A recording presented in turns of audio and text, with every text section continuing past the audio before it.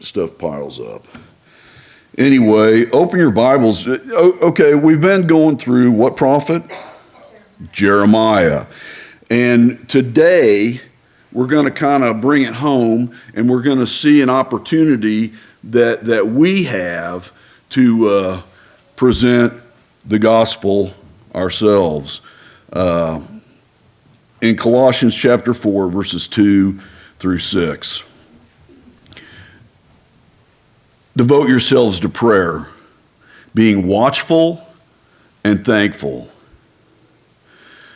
Before we carry on, devote. I dig that word. Devote yourself to prayer, and that we're watchful. We're always looking for opportunities that we can have, and we're thankful for the Lord that we know as Lord and Savior. And pray for us too, that God may open a door for our message, so that we may proclaim the mystery of Christ, for which I am in chains.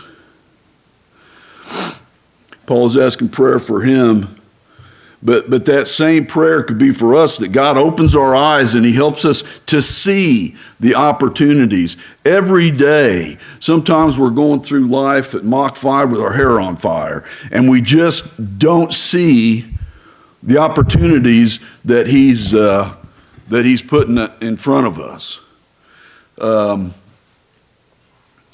So our prayer should be that he opens a door for our message, for the message of the good news for all the people, and we proclaim Christ.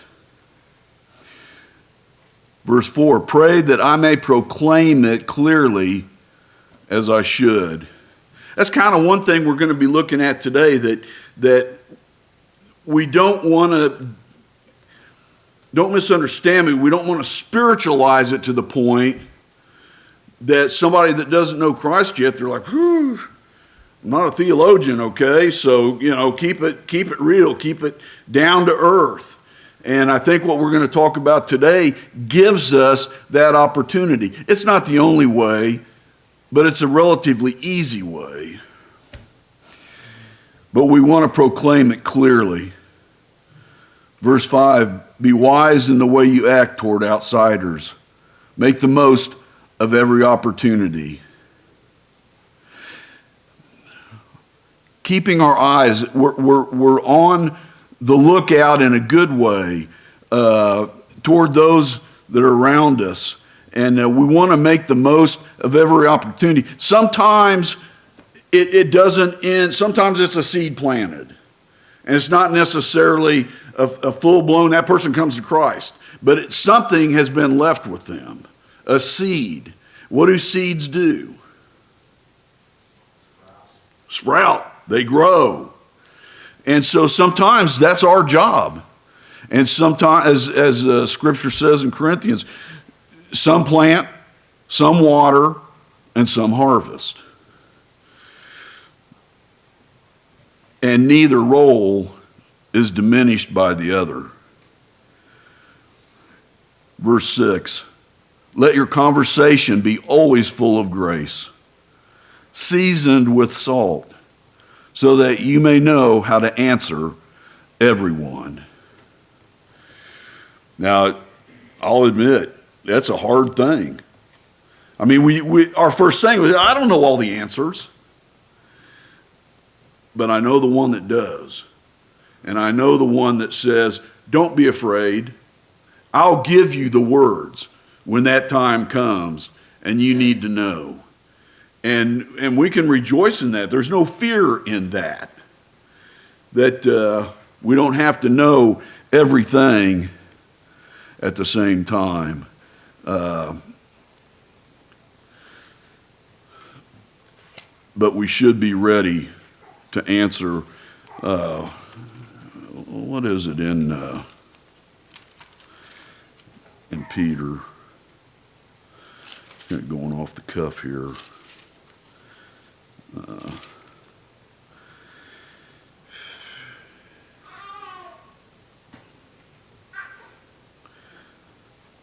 Well, what's the scripture? It's in Peter. that says, I will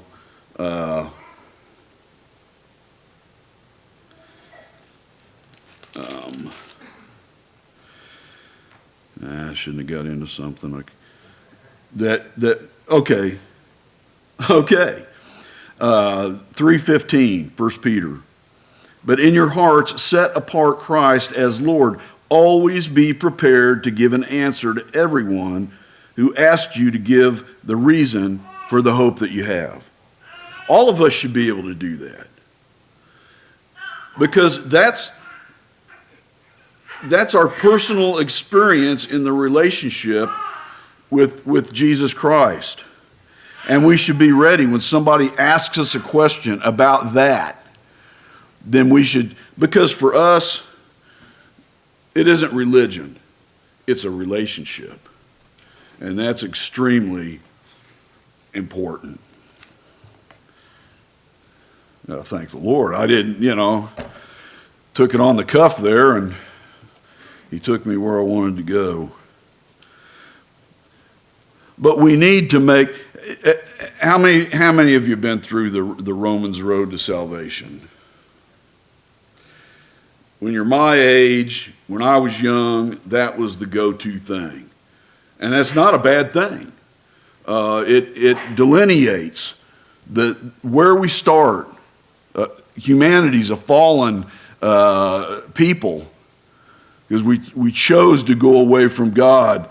And the Romans road, in Paul's message through that, he tells us the steps of the way. But this morning, we're going to look at something. I know some of you have been familiar with it. Maybe some of you haven't. I've been familiar a month or two. But we're going to look at, this isn't the end-all thing, but I think it has an incredible methodology that brings people, you're not just telling them, you're interacting with them. And you're going to take them and they're going to go where it ends up going, if that made sense.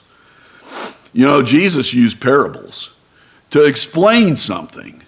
For the common man and woman, and in Israel, a lot of it was an agricultural society, agrarian. He would say things like that, and they would understand. They would go, "Oh yeah, I get that." That's what they knew, and he would bring a spiritual truth through that, so that they would see it and they'd know it. Paul did the same thing in Acts chapter 17. It's the epitome of having the message where you are. Paul went to Athens in verse 22 of chapter 17. Paul then stood up in the meeting of the Areopagus and said, "Men of Athens, I see that in every way you are very religious." He didn't start out putting them down and say, "Well, you guys are bums." He said, "I see this about you, that you're very religious. For as I walked around and looked carefully at your objects of worship, I even found an altar with this inscription, 'To an unknown God.'" Now, for Paul, that's like gravy on mashed potatoes, that is there. Now, he's going to build off of that. "Now, what you worship as something unknown, I am going to proclaim to you." He's using what they have there, and he's going, I can tell you about that unknown God. He isn't unknown. And he went on to explain that to them. Which brings me to the point. I do have a point. It's called Three Circles. And what I like about it is it draws out. How many of you have a friend? I was going to say, man, you're a pitiful group. How many of you have a coworker? Except for Glenn, now he's retired. He's Margie's coworker. But anyway, and we get into conversations. I'm not so chatty most times. You'd think I am in the Sunday mornings, but that's different. I have a tendency to be more closed up. I don't empty myself into other conversations with people just in general. But there's a lot of people, if you let them talk long enough, they'll tell you all kinds of stuff. Now, that's not a bad thing, because what they're doing is they're telling you things about themselves, things that are going wrong in their life, all these things, and they're extracting it from themselves. You're not having to put the spotlight down on them and say, talk to me. They just do it. And they give us insights into who they are. And I'm going to share a little bit from the Southern Baptist Convention. It says, regardless of whether people have a church background, whether they believe in God, whether they know what sin is, a lot of times those are churchy terms, and they don't get it. I mean, they may say, yeah, there's a God. It's not a relationship thing, but I know there's a God. But people do understand brokenness. And so many times, that's what they will share with you.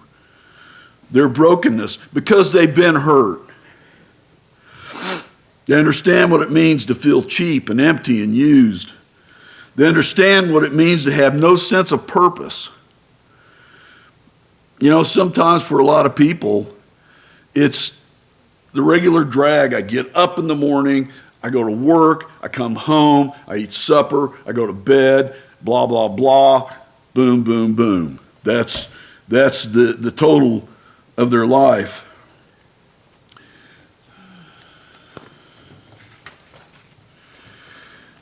The unbelievers who gathered to prepare, this is a group that had gathered together to prepare for marriage.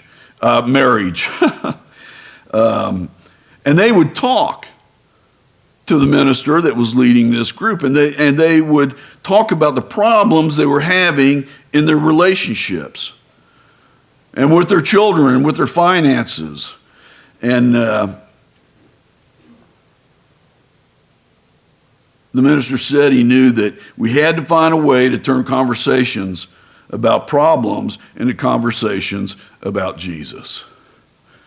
You're hitting them where they are. Let's talk about the unknown God. I had a friend of mine, and he called me one day. This has been a few years back. He called me one day, and he goes, Jim,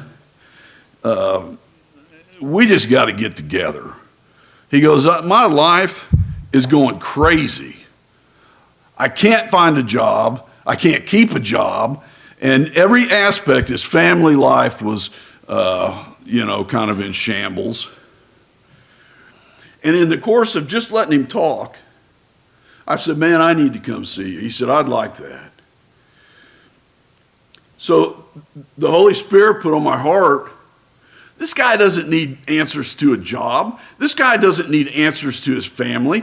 He doesn't need answers to his relationship with his wife and finances and things. You know what he needs? Starts with a J. He needs Jesus. I didn't broach these other subjects. I said, what's your relationship with the very Son of God? And we peeled that back. That was his problem. That was his problem in every aspect of life. He wasn't wanting me to be his financier. He wasn't wanting me to give marriage counseling. He wasn't wanting me to tell him how to raise his kids and all that kind of stuff. He knew there was something important in his life, and he needed Jesus. Now, you're a Christian. You know that you were in that same spot. The situations might have been different, but you needed Jesus Christ.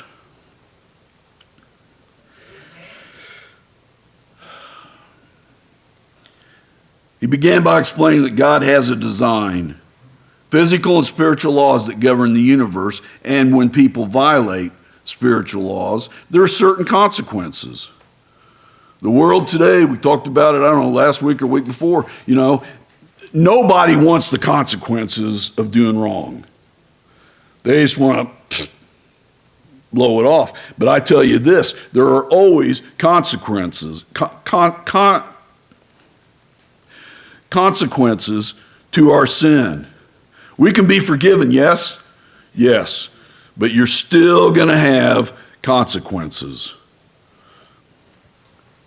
But he will help you through those consequences, and prayerfully will learn from those things.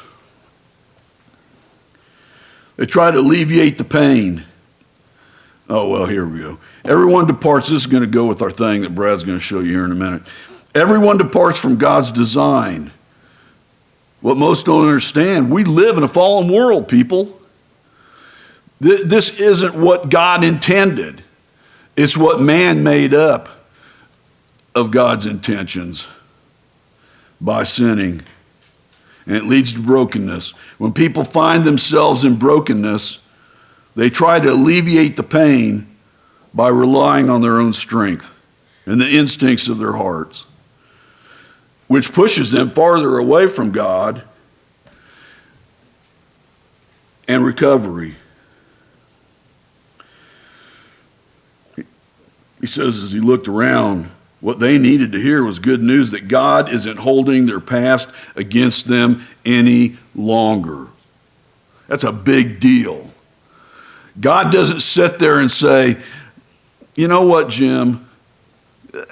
Clean up your act. Get yourself together. Be more religious. Come to church all the time. He says, you know what? If you want my son and you want to ask forgiveness, you come to me like you are. There's nothing you can do about it anyway. We can't clean up our act on our own. And that's hard for people to understand. I've talked to so many people and they say, well, I'd like to have a relationship with Christ, but I'm not ready. I'm not prepared. My life isn't in order. I say to them, as I knew from my own life, your life will never be in order. Because it isn't of you. It's of Christ. And it comes to a good opportunity for sharing the three circles when someone mentions a problem or something painful going on in their life. And you can do this. You can do this sitting at say me and somebody are sitting there having a coffee and they always put napkins out. You know, I can take a napkin and I can draw this out for them. And then work it through as it works itself through. And that's what we're going to look at today. We've been talking about Jeremiah. And we're going to look at the opportunity that we have. Is this the end all to evangelism? Probably not, but it's a good thing.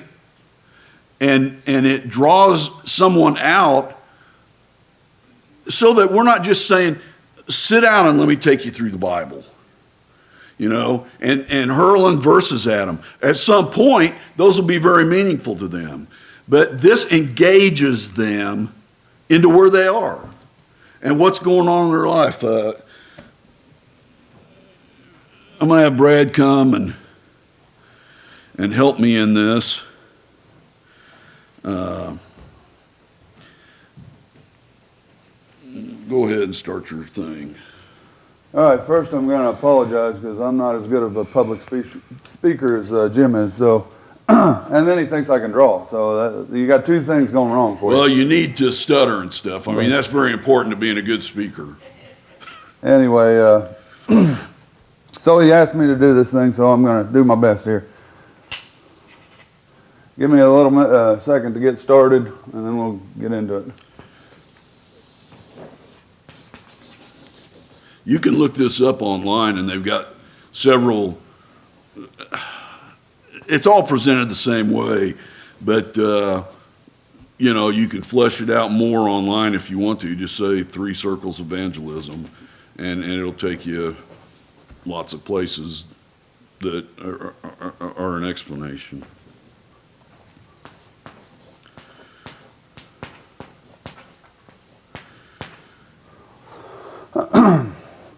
See, while he's doing that, the thing with my friend, I didn't have to point out his deficiencies in life. That wasn't my job. It was the Holy Spirit's job. And the Holy Spirit did that job and put him in a position where he was ready to listen. I didn't have to create that. The very Holy Spirit created that. And by the way, he came to know Christ that day. Changed everything. All right, we live in a world of brokenness, full of hurting people, hurting each other. We try escaping brokenness by focusing on a career, gaining money, overachieving, drugs, gambling, or even alcohol. But all this just leads to greater brokenness. I overachieved and had a long string of failed relationships. But in the end, I just felt more pain.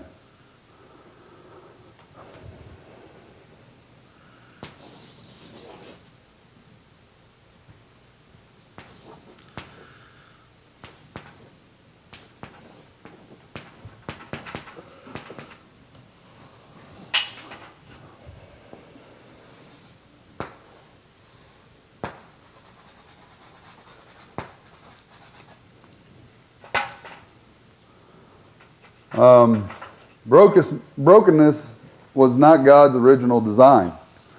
God's design was perfect, like himself, with no brokenness present.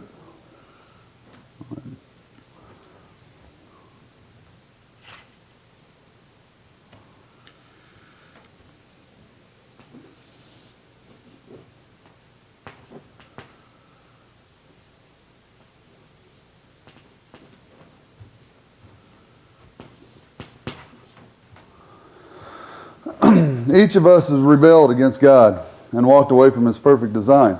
The Bible calls this sin, and this leaves us in brokenness. Are you familiar with the concept of sin? Do you see this in your own life?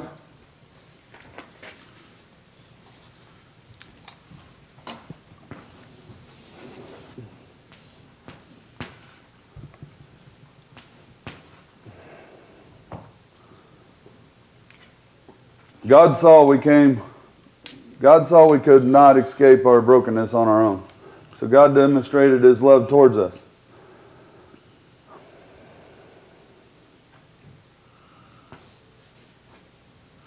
Let me stop. And you can break this down as the Holy Spirit leads, because not all of our brokenness are the same.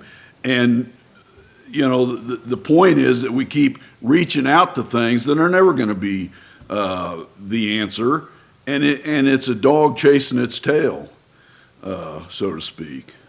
Sorry. God sent Jesus to earth.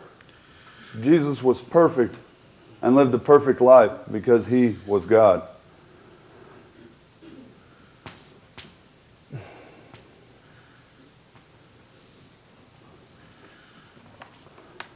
He suffered a horrible death on a cross to take our sins upon himself.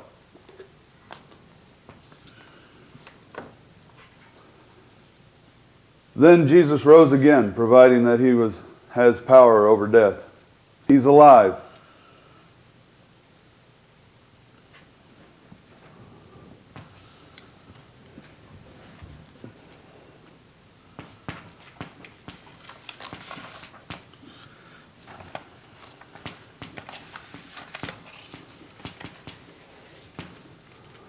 You can't read that. That says turn and believe.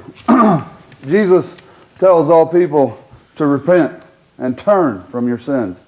He also tells us to believe that he died for your sins and that God rose him from the dead, and to follow Jesus as the King of your life. Jesus promises if you do that, you will be forgiven and restored back to God's design.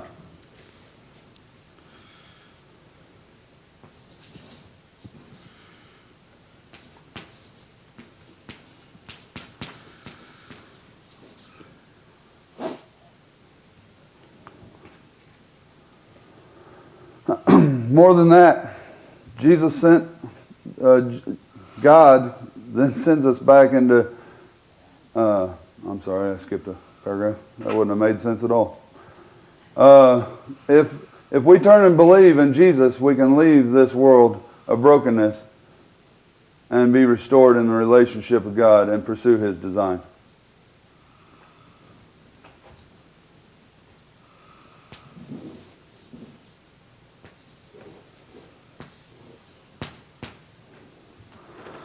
More than that, Jesus sends us back into brokenness to tell other people about God, good news of Jesus Christ.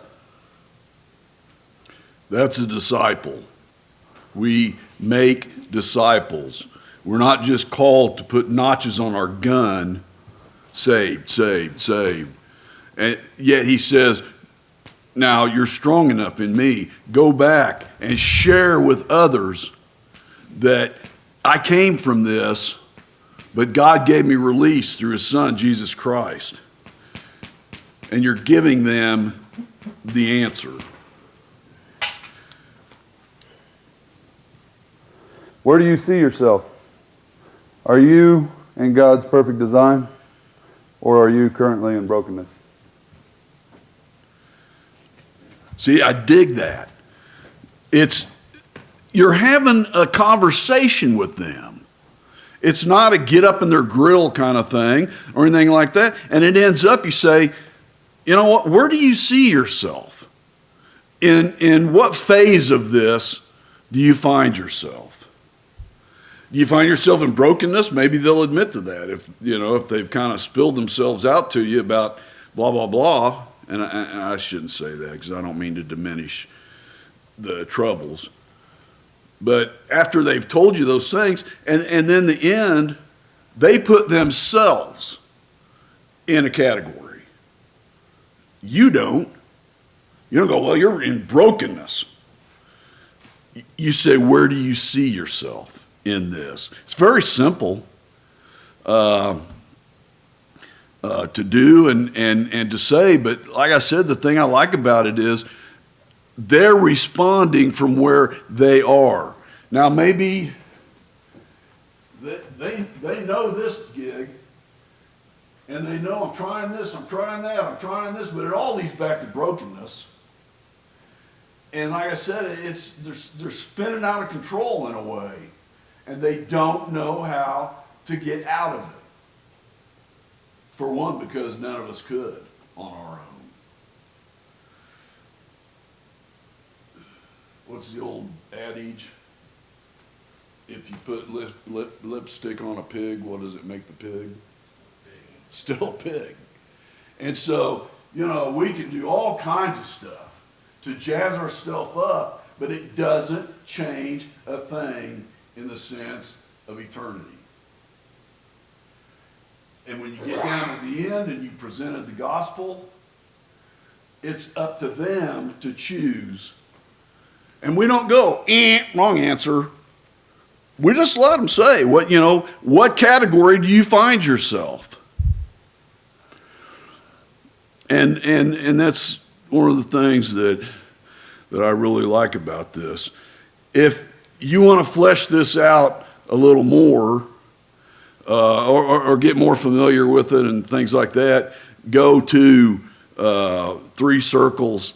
I don't know how long this has been out, but I don't know if there's a date on this thing or not. It doesn't really matter how long it's been out. But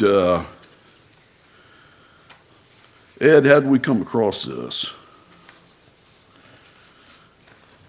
Ed. Oh, did I? I'm always doing good stuff like that. Okay, well, September 1st, 2014. So it's been around a while, but I just hadn't heard of it yet. And like I say, and the guy says too, because he kind of developed this through his conversations, with those that were going to get married, and it, had its purposes in evangelism. And he goes, this isn't the end all thing, but he said, you can do it having a coffee with somebody, you can do it having a lunch or whatever, somebody, just grab one of the napkins and do the 3 Circle thing. And then just talk to them about it and let them talk to you. Like I said, unless people are kind of introverted, they have a tendency, and it's not a bad thing, but they have a tendency to say what's going on in their life. So that gives us an opportunity, a segue, if you will, to get into this. And this is kingdom work, and it's for kingdom glory. But, you don't have to be a theologian to do this. You don't have to know every verse in the Bible about salvation. That's what was always cool when I was growing up about the Roman road. It was like bing, bing, bing, bing, boom. And it's still effective. But yet a non-church person, they're not really at a point to get that per se. But when you let them open up and you say, at the end, I got a solution. Everybody's about a solution. I got problems, but what do I do with that? Now, some of them are just going to say, I don't want to come out of my brokenness. I'm comfortable here, even though they're not. Okay, that's where they see themselves. They say, I want to be left in brokenness. And while you might say, who's going to say that? Some might. I'm comfortable. Remember Israel, when God took them out of Egypt? And they said, man, we were better off in slavery, making bricks and all that kind of stuff. Because, they're like, you brought us out here on the way to the promised land, but at least in Egypt, we knew what was next. And so that's why some people will find themselves and say, I'm comfortable staying in my brokenness because I know what that's about. I kind of know what to expect. But then some will say, if you got a solution and you have an answer, boop, tell me about that. I want to come out of this and I want to be here. And this going back to it, after we're restored, God said there's people that you can talk to. There's people that you can explain in your testimony where you came from and how God reached out to you. Here's my word forever. Rescued, baby. I like that because he rescued me. Salvation, he saved me, yes. But I just like, here's Jim floundering in life. And he says, I'm going to rescue that man. And he did. And I'm forever grateful that he did. Like I've told you before, there's lots of people that don't know me. I'm not famous. I'm not anything. But the creator of all things knows me. That means a lot. That means everything. Anyway, use it if you can. Like I said, it kind of lets people take themselves to where they see themselves, where they are in life, and that's a good thing. Or use something else. But this can just come up in a lot of different conversations. And what did the scripture tell us? Pray for every opportunity. And pray that we will see that opportunity. I've prayed many times in my life, God, use me. God, open things up to me. And then what do? I turn around and blow it. I already told you about the guy down at the shop, man. I was having a crazy day, and I was like, I got to get inside. I got stuff to do, I come out from out in the field, and I go inside, and this guy, oh, man, stops me at the door. I didn't hide my feelings. I'm like, what do you want? He goes, I want a quarter. A quarter. You interrupt me. I didn't say this all in my mind. You interrupt me for a quarter. He goes, and then, which goes proof to this, he starts telling me about his brother. And his brother and him are having this riff. And he said, I love my brother, but I think my brother hates me. And going on and on, he said, I just want a quarter to make a phone call. That was back, young kids, you don't know about this. This was back when they had pay phones.